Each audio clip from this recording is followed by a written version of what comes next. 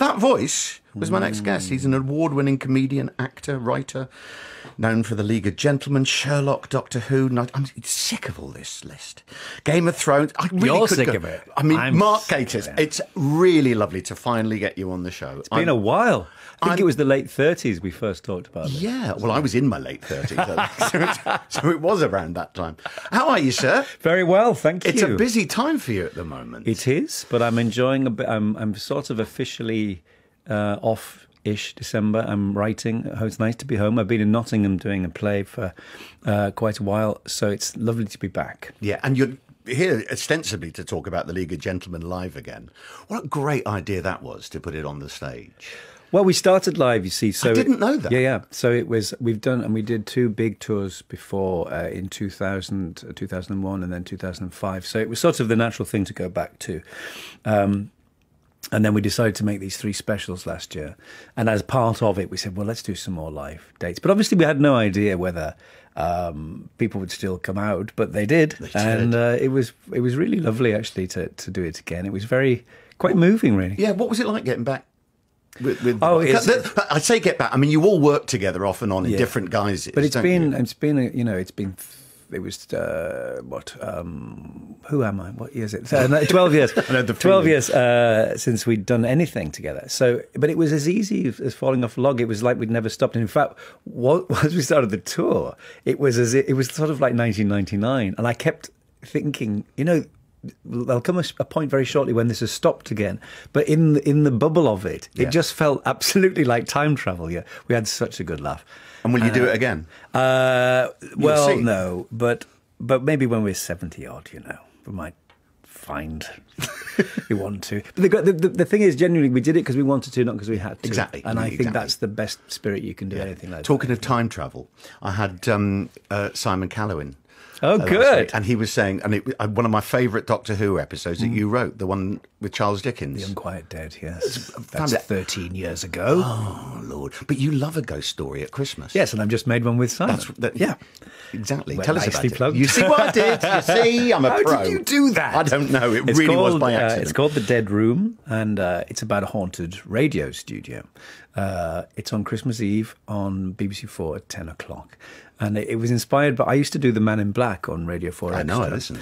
And I was very excited there. I remember ringing my dad and saying, I'm the Man in Black. He went, what, like Valentine Dial? I said, yes, but me. And the producer always used to ask me if I'd write one of the stories, because obviously I'd just introduce them. Yeah. And I kept saying, I'll do the very last one. And that was my excuse. But the idea I had was that it should be about me being the presenter, being haunted in the studio. Okay. It never happened, but I sort of filed the idea away. And when this opportunity came up, I thought, oh, this is perfect, really, because we had, very little time, very little money to do it, but it's a very concentrated thing. So Simon plays this sort of very old school thesp called Aubrey Judd, who's been doing the show called The Dead Room for 40 years. But there are certain elements of his past which come back to get him. Oh, it sounds great. Good. Why do you think we love a ghost story at Christmas? I think because we did. Yes, it's a very old tradition. It's really properly ancient. I think something about fireside. There's a line in A Winter's Tale which says that something like they go best at winter. I have a story. It begins, there was a man dwelt by a churchyard. It starts, so there's an ancient lineage. Dickens is a huge part of it because Christmas Carol kind of consolidated that in our heads.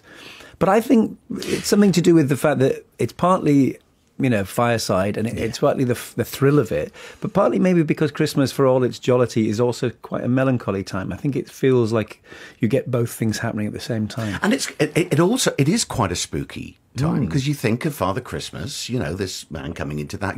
Kids are quite scared sometimes of Father Christmas and coming in and leaving presents. Do you remember there's a film of Tales from the Crypt with a famous story from the EC Comics where Joan Collins murders her husband on Christmas Eve, but then on the radio there's an announcement that a lunatic has escaped dressed as Santa Claus, and the whole episode is about him trying to get into the house.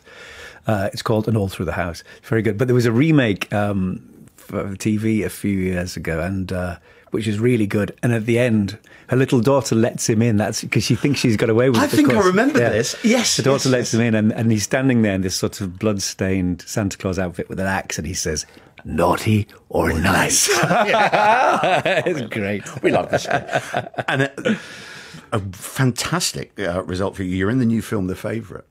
Oh, yes. And it just had 5 Golden Globe nominations. Not for me, which is weird for Really? my 5 minutes in the film. But I'm very upset. No, it's great. It's about Queen Anne and her relationship with Sarah Churchill, who was a sort of, basically ran the country.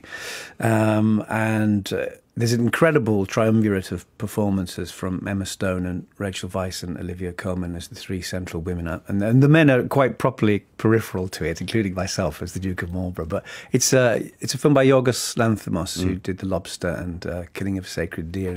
It seems to have gone down tremendously well. It really is. It's getting a lot of coming into award season. That's when it'll get noticed. And I think that's when my Oscar nod will come. I think it's coming for that, you see. Yes. They don't want to give it all away, which just wouldn't be fair. Why would you? It's Christmas. So, are you writing any more Doctor Who's? Not at the moment, no. I am... Do you like it, though? Yes, very Isn't much. she great? Yes, she's fantastic. She's really lovely. No, it's been very nice, actually, because I'd, written for it since it came back. And, Chris Chibnall's had an entire change of personnel and everything. And it's the first time since 2005, or in fact 2003, when we started working on it with Russell, that I've not had a clue. You don't know where it's going. And to just sit back and watch it, and the, not knowing what the titles are, the music or anything, really exciting that. And I thought, this is like being 8 again. Welcome to my world. That's what it's like. I love it to pieces. I love that program. So good to see you. You too. Are you writing Sherlock? I forgot to ask about Sherlock. No, Sherlock. We're doing Dracula next. Stephen and I are doing Dracula. We start shooting next spring. Are you going to be in it as well? Well, we'll have to wait and see, won't we? Yes. Very excited. Have a lovely, lovely Christmas. Thanks, love. So good to see you. Merry Christmas.